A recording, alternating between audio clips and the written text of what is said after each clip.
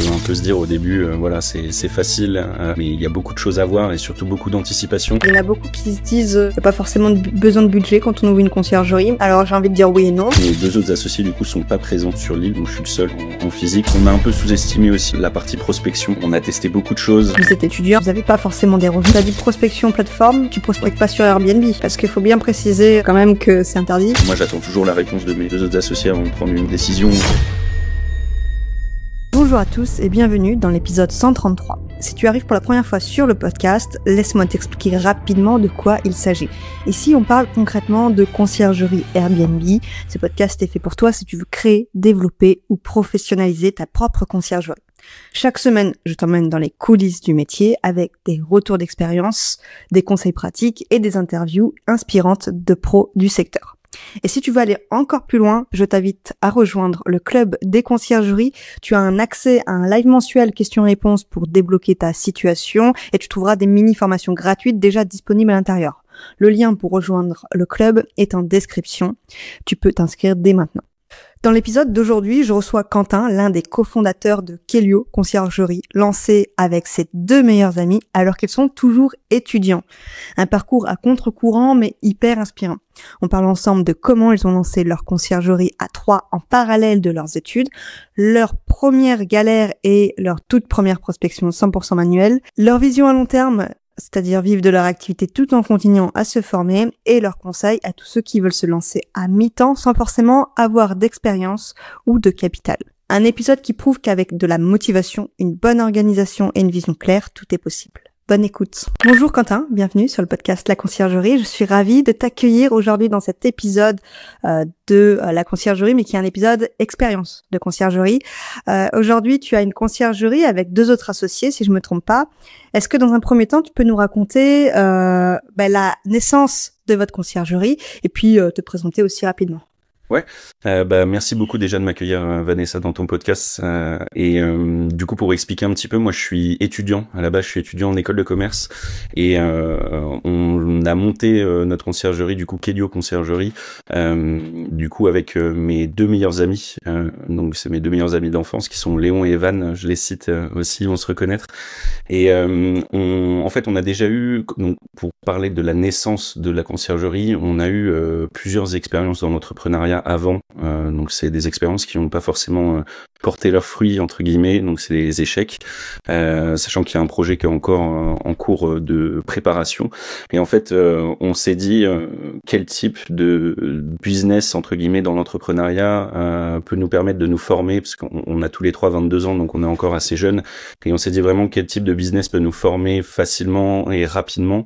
Et donc on a eu l'idée de la conciergerie. Alors on a pensé à plein d'autres business aussi en même temps, mais c'est vrai que c'est la conciergerie qui est un peu ressortie parce que on va dire qu'en termes de logistique, c'est ce qui était le plus facile pour nous à organiser, quoi. Ok, donc 22 ans, vous êtes tous les trois étudiants? C'est ça, on est tous les trois étudiants. Ok, et vous avez décidé de vous lancer dans la conciergerie, c'est assez atypique comme projet, sachant que vous êtes toujours étudiant, vous avez aussi la conciergerie. Pourquoi vous êtes lancés tous les trois déjà?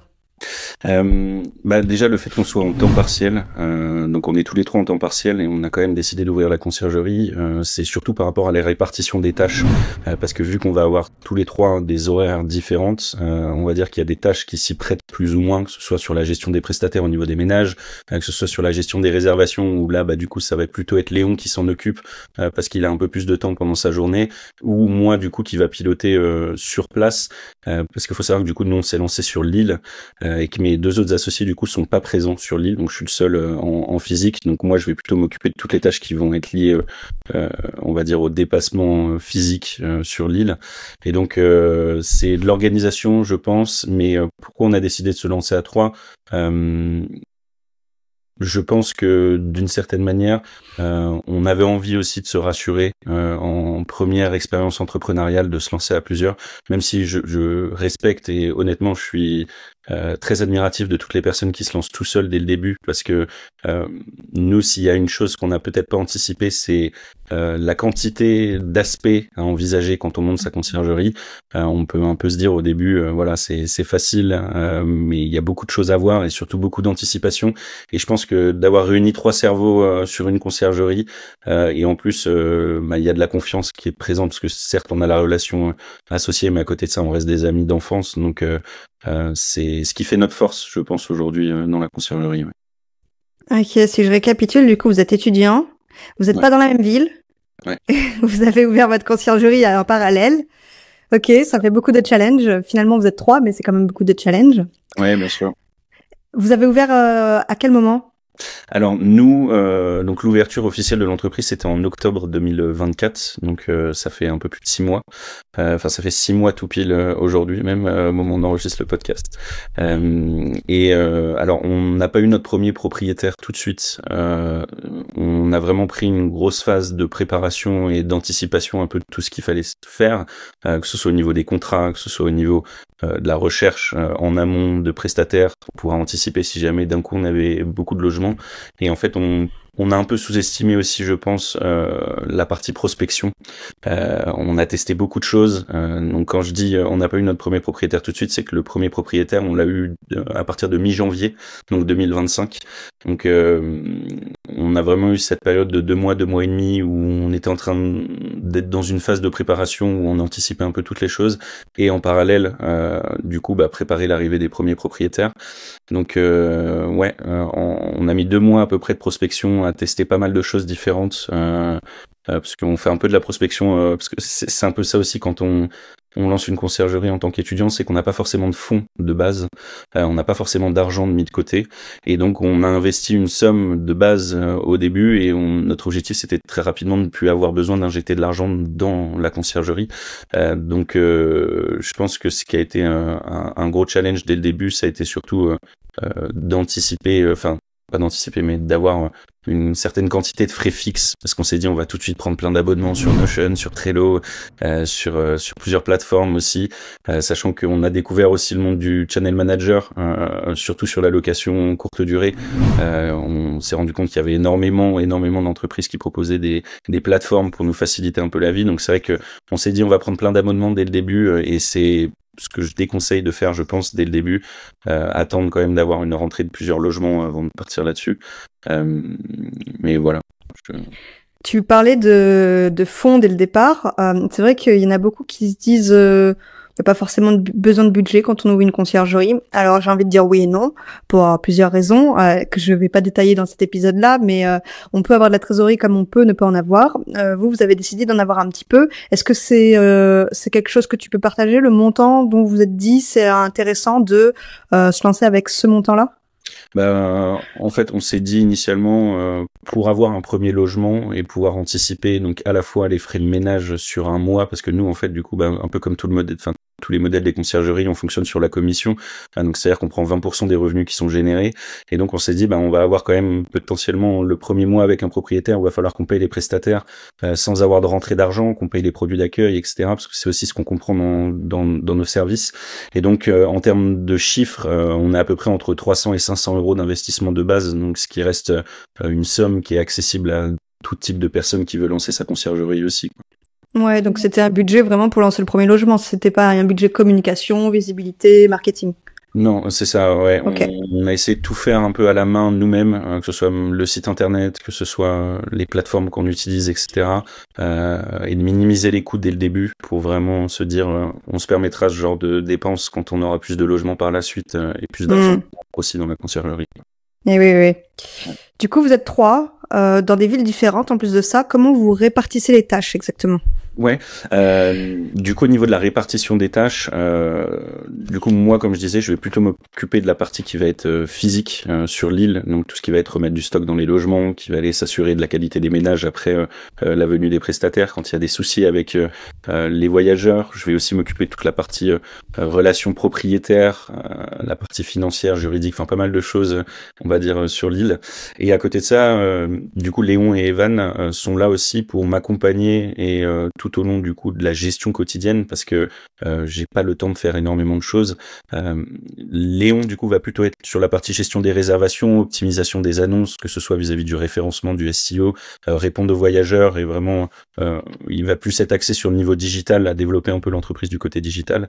Et à côté de ça, Evan va vraiment s'occuper de la partie prestataire et gestion des ménages, gestion du stock, tout ce qui est vraiment plutôt logistique. En fait, je pense que sur la répartition des tâches à l'heure actuelle dans la conciergerie, on est parti de nous, les compétences qu'on avait chacun à apporter, et on s'est entre guillemets naturellement orienté vers un domaine qui nous correspondait le plus. Et coup de bol d'une certaine manière, ça correspond parfaitement au modèle de conciergerie. Je pense que c'est aussi pour ça qu'on a voulu se lancer là-dedans au début. Ok. Et tu dirais que le fait d'être 3, c'est parfois un avantage ou un frein dans la prise de décision? Alors, nous, on l'a pas vécu comme un frein, mais je dirais que dans la prise de décision, ça peut être un frein au sens où moi, j'attends toujours la réponse de mes 2 autres associés avant de prendre une décision, et eux font la même chose. Donc des fois, ça peut ralentir légèrement certaines choses, mais je dirais non. Non, honnêtement, ça, c'est pas quelque chose qui nous a Du coup, c'est plutôt un avantage alors. Ouais, je pense que c'est plutôt un avantage. Et encore une fois, je veux dire, lancer sa conciergerie seule, c'est aussi possible. Mais c'est vrai que nous, le modèle qui nous correspondait le plus, en étant tous les 3 en temps partiel, c'est vraiment de se lancer à 3 et d'évoluer ensemble. Ok. Tu m'as dit en off que vous aviez 7 logements, c'est toujours le cas? C'est ça, exactement. Ok. Vous gérez 7 logements aujourd'hui, donc c'est plutôt pas mal parce que vous avez eu le premier mi-janvier. Ouais. Comment vous avez trouvé ces premiers propriétaires? On a fait de la prospection pure et dure sur Le Bon Coin, sur des sites d'annonces, Le Bon Coin, Se Loger, tout type de plateforme comme ça. On a aussi repéré un petit peu les annonces sur Airbnb qui étaient classées sur la 10e ou 15e page avec des photos qui donnaient pas forcément très envie, où on se rendait compte que le propriétaire faisait du Airbnb mais n'y portait pas forcément beaucoup d'intérêt. Et donc on ciblait vraiment plutôt ces personnes-là au début. Et en fait, on a contacté une grande quantité de personnes dès le début. Et du coup, ce qui fait qu'à l'heure actuelle, notre prospection actuelle, elle continue à porter ses fruits, mais aussi la prospection qu'on a commencé à faire, du coup, entre décembre, janvier, février, on a des personnes qui nous recontactent aussi par rapport à des discussions qu'on a pu avoir avec eux à ce moment-là. Mais ouais, vraiment en termes de pure prospection, on était sur du démarchage sur les plateformes, des appels téléphoniques avec les propriétaires. On a tenté pas mal de choses, on a tenté de distribuer des tracts aussi, on avait fait des belles petites affiches. Ça n'a rien donné, personne nous a appelé avec ça, mais non, ça marche pas ça. Mais si je peux donner un conseil, c'est vraiment de tester plusieurs choses, parce que prendre les retours aussi au niveau des messages, essayer de faire des analyses un peu sur quels sont les messages en général que les propriétaires répondent, et surtout, je pense que ce qui a vraiment différencié au niveau de la prospection, c'est ça va faire un peu bateau de dire ça, mais c'est de connaître son produit, au sens où au début j'avais un peu le sentiment, parce que c'est moi du coup qui m'occupe des appels avec les propriétaires, et j'avais un peu le sentiment d'usurper une identité et de pas me sentir légitime de pouvoir parler de ce sujet-là. Et en fait, à force de m'enseigner, à force de regarder, mais blague à part aussi tes podcasts, parce qu'il y a beaucoup d'informations de manière générale sur la conciergerie, et en fait on a le sentiment d'en savoir un peu plus que le propriétaire sur la location courte durée, et ça crée de la légitimité, et derrière on est professionnel au téléphone, et mon premier appel avec un propriétaire, c'est pas le même que aujourd'hui au bout de 50 ou 100 appels avec eux, quoi. Ouais, c'est sûr, on s'améliore au fil du temps. Ouais, et je voudrais revenir sur un truc que t'as dit prospection plateforme, tu prospectes pas sur Airbnb? Non. Ok, parce qu'il faut bien préciser aux auditeurs qui nous écoutent quand même que c'est interdit. Oui, bien sûr. Et que ça pourrait être dangereux pour leur compte Airbnb. Oui, bien sûr. Mais il faut pas. La politique de Airbnb refuse le démarchage aussi là-dessus. Ouais, tout à fait. Même je pense aux plateformes de location comme Le Bon Coin, Se Loger aussi. Il faut contacter uniquement les profils qui autorisent le démarchage commercial. Surtout si vous démarchez au nom d'une entreprise, il faut respecter. Sinon après, il peut y avoir des suspensions de compte, il peut y avoir pas mal de choses. Ouais. Du coup, c'est quoi votre stratégie pour développer votre conciergerie sur 2025 maintenant? Du coup, notre objectif, d'un point de vue quantitatif, c'est vraiment d'avoir plus 3 logements en conciergerie par mois. donc sur toute l'année 2025. Donc concrètement, l'objectif c'est fin décembre 2025 d'être à peu près entre 30 et 33 logements en conciergerie, donc principalement sur l'île. Après, vu que mes associés sont aussi un peu partout, dans d'autres villes en France, on est ouvert aussi à aller potentiellement sur d'autres zones.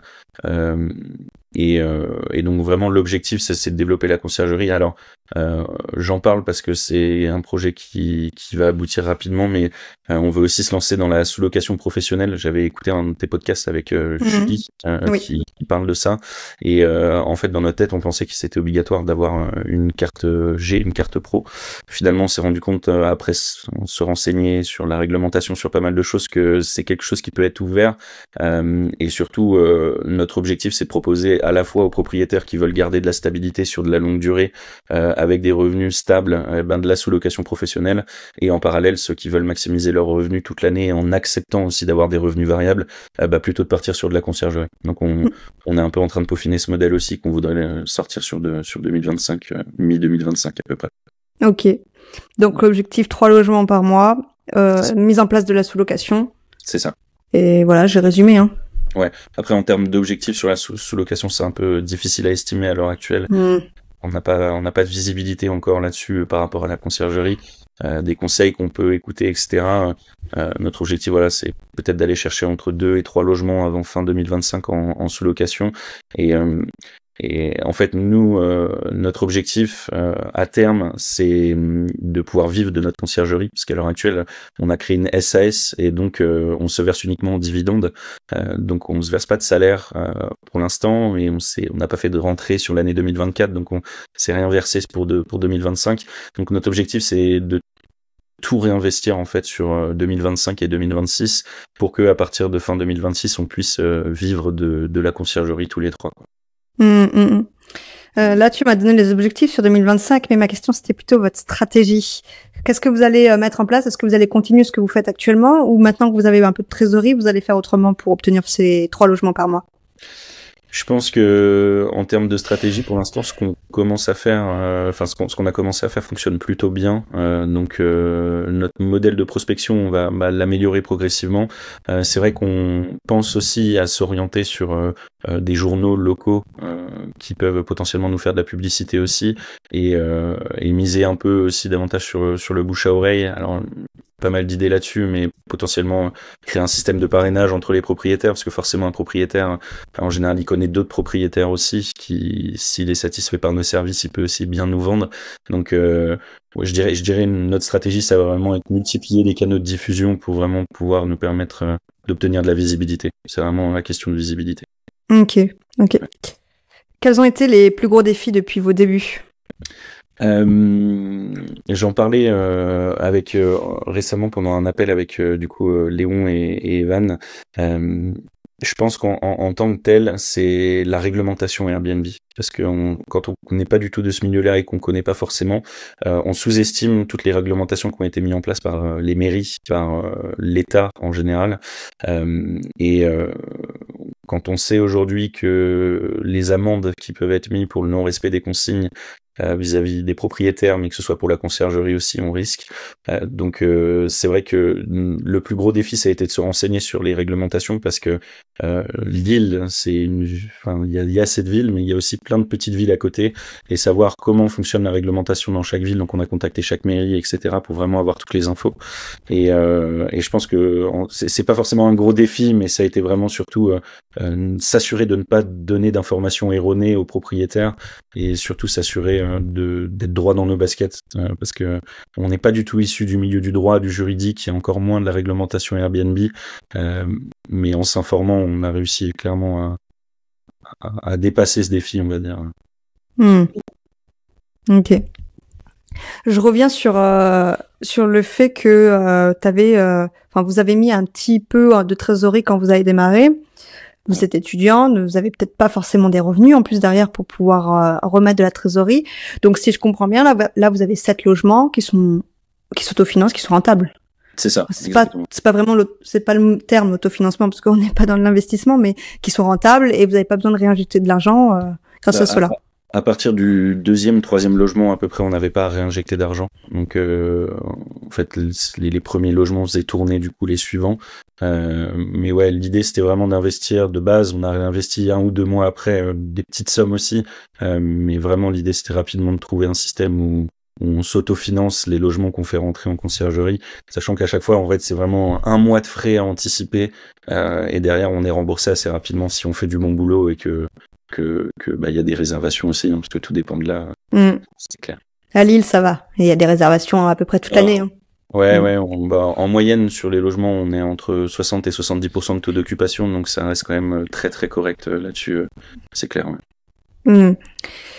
Tu disais que vous rémunériez pas, c'est normal, vous avez 7 logements et puis vous êtes 3, donc ça va prendre un peu plus de temps. C'est quoi l'objectif à terme avec cette conciergerie, parce que vous êtes toujours étudiant, j'imagine que à un moment vous allez passer un diplôme, vous allez plus être étudiant. C'est quoi l'objectif derrière? Bah, je pense que l'objectif du fait d'avoir monté notre conciergerie, c'est d'être indépendant tous les 3 financièrement et en fait de pouvoir vivre du coup de la conciergerie. Donc notre objectif, c'est vraiment de monter au maximum qu'on puisse d'ici 2026, en essayant de pas se brûler les ailes non plus, parce que on peut avoir plein d'idées, envie de faire plein de choses et au final on se rend compte que on n'a pas forcément le budget, on n'est pas forcément prêt encore à faire ça.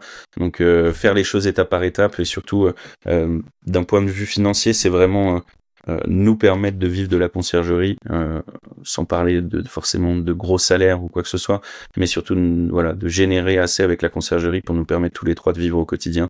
C'était vraiment l'objectif et je veux dire l'essence même d'avoir lancé la conciergerie. Donc concrètement, on est tous les 3 à temps plein pour potentiellement se mettre à temps plein dans Kelio à partir de mi-2026. Donc l'idée c'est de terminer, en fait on finit nos études et les échéances scolaires à partir de mi-2026. Donc l'idée c'est dès mi-2026 de se mettre tous les 3 à temps plein dedans, quoi. Ok. C'est un pari assez élevé, sachant que ça fera 1 an, 1 an et demi que vous êtes lancé et que vous êtes 3. Donc il faut 3 bons salaires. C'est ça, exactement. Ok. C'est ça la différence aussi de quand on lance une conciergerie seule, c'est qu'on peut ne pas forcément avoir les mêmes ambitions en termes de quantité de logements, parce que il y a qu'une seule personne entre guillemets rémunérée, tout à fait. À rémunérer. Et nous, on a dès le début envisagé vraiment d'aller chercher plusieurs dizaines de logements pour nous permettre en fait de tous les 3 vivre de ça. Ok, super. Quand tu parles d'indépendance financière, c'est quoi ta vision derrière? Ça veut dire que tu veux ne pas avoir à bosser en plus de la conciergerie? C'est un peu l'idée, au sens où je veux on veut tous les 3, je parle au nom de nous 3, mais on veut avoir le sentiment de travailler pour nous. Et surtout que notre travail a un sens. Tous les métiers ont un sens là-dessus. Je remets pas du tout ça en question, mais c'est vrai que personnellement, nous, on aspire à travailler pour nous-mêmes et à faire fructifier l'argent qu'on investit.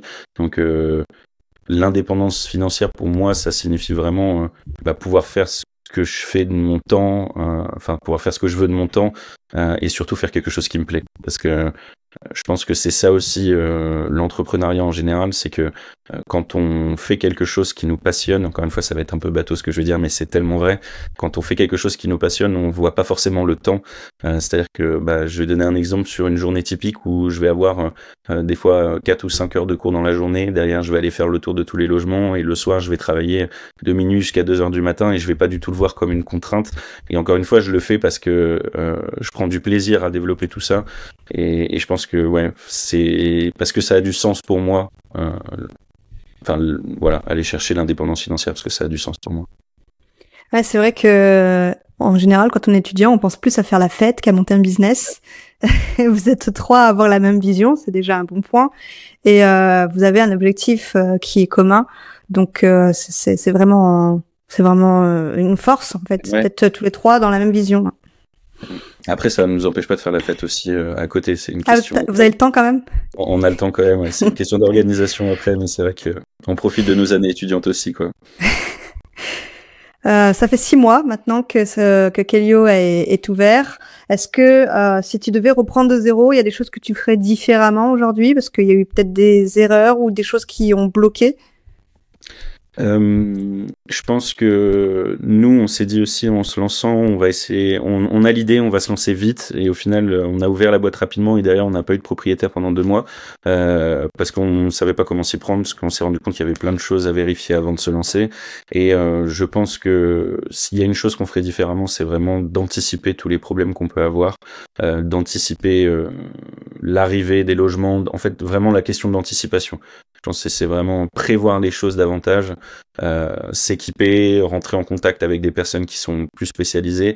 Et c'est vrai que un truc qui m'a beaucoup étonné aussi moi dans le business de la conciergerie en général, c'est que dans la plupart des business, il y a quand même une certaine animosité. C'est un peu très compétitif. Et c'est vrai que dans le monde de la conciergerie, je trouve que il y a une entraide qui est présente, même si finalement on fait tous la même chose et que ça pourrait être considéré comme de la compétition.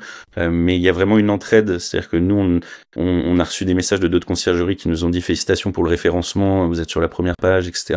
Donc on était très contents.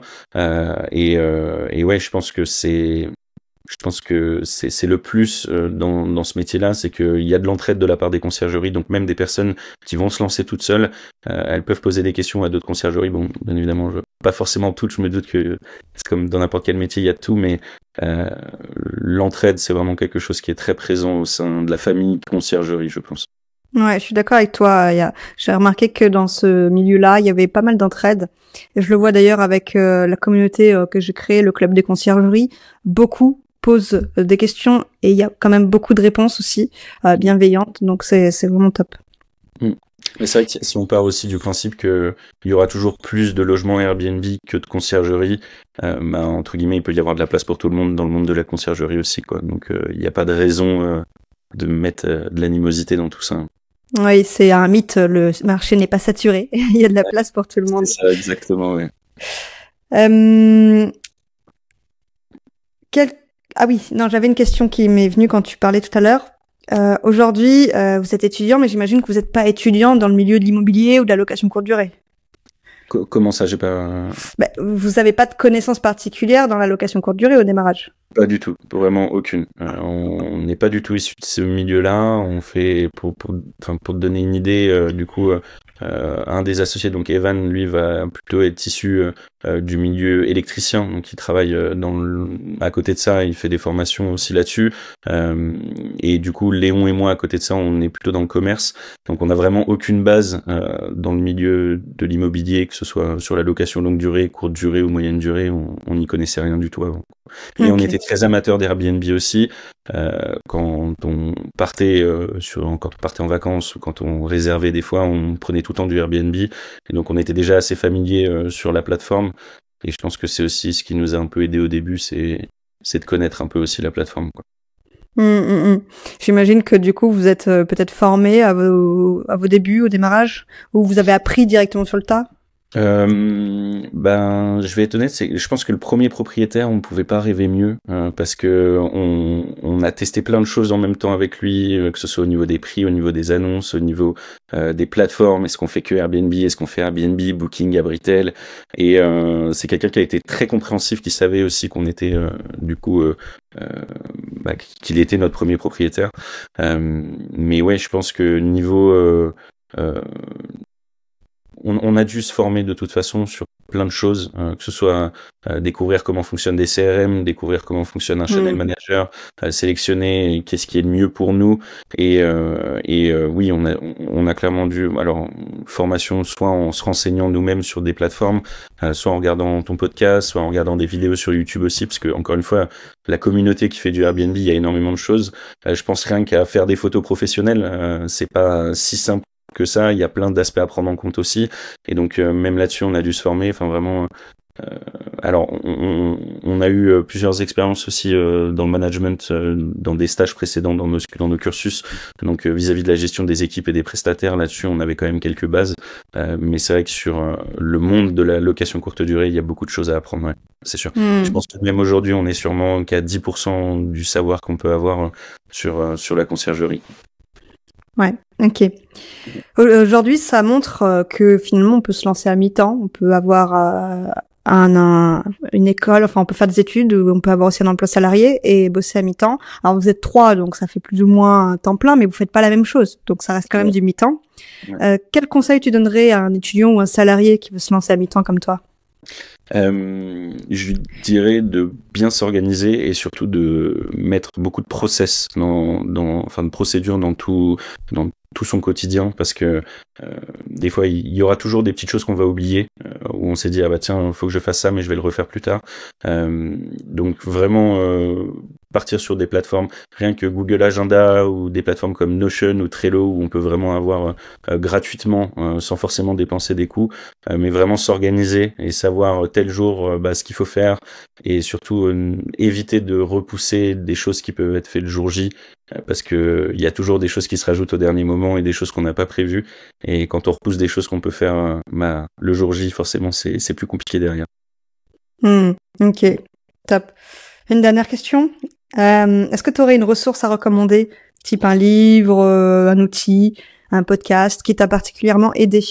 Ouais, et je vais citer 2 podcasts. Déjà le tien, parce que je t'ai envoyé un petit message. Non mais c'est gentil, ouais. Pas une pub dissimulée, mais je le pense vraiment. En fait, grâce à la communauté et toutes les questions qui se sont posées, on s'est rendu compte aussi que sur ton école, enfin la plupart des questions qui se sont posées, on se les est posées aussi, et on était content de pouvoir lire les réponses, voir que on n'était pas les seuls dans ce genre de difficultés. Donc pour l'entraide, je dirais vraiment ton podcast, et pour l'entrepreneuriat en général, moi je suis très friand de Génération Do It Yourself.